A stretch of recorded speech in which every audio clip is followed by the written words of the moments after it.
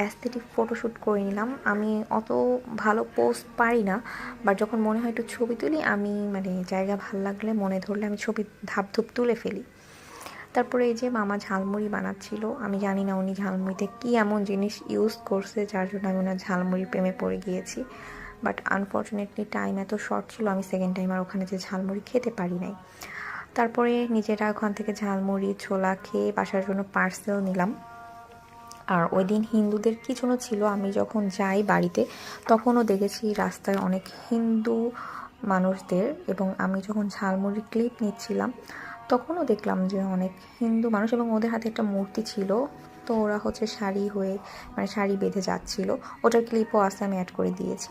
আর এই দেখেন কি সুন্দর অ্যাস্থেটিক পরিবেশ, জাস্ট মানে ওয়াও। আমি আমার খালাকে বলছিলাম যে আসলে উনি এত অস্থির একটা জায়গায় দোকানটা দিছে, মানে অসম্ভব সুন্দর। আর আমি ওকে বলতেছিলাম যে বিলের মধ্যে যদি একটা বাড়ি করা যেত তাহলে তো ভালোই হইতো। আর এই যে আমি এদের কথাই বলছিলাম। তারপরে এই যে সব কাজ শেষ করে খাওয়া দাওয়া করে গরম গরম সিঙ্গারা নিয়ে আমরা বাড়ি চলে যাচ্ছিলাম, কারণ সন্ধ্যা হয়ে গেছে আর অনেকক্ষণ গুলুকে রেখে আসছিলাম আম্মু নানির কাছে, যার জন্য আমার মনের মধ্যে একটু টেনশন লাগতেছিল যে ও কী করতেছে, যেহেতু নতুন পরিবেশ। আর এখানে হচ্ছে মধু চাষের জন্য রাখা হয়েছে। তারপরে আমরা যাওয়ার সময় ভ্যানে গিয়েছিলাম এবং আসার সময় হাঁটি হাঁটি পাপা করতে গল্প করতে করতে চলে আসছিলাম।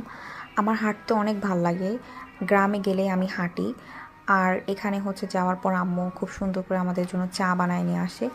আর গুলু তো ঘুম, আমার নানি গুলোকে দেখে মানে ওর পুরো ফ্যান হয়ে গেছে। অর্ধেক রাত্রে উঠে এসে এসে ওকে দেখতেছিল, ওকে ডাকতেছিল, মনে হচ্ছিল যে আমার বেবি হয়েছে। আমার নানি এরকম প্যাম্পার করছে বিড়ালটাকে, মানে আমি ভাবিনি আমার নানি এতটা প্যাম্পার করবে ওকে, ঠিক আছে।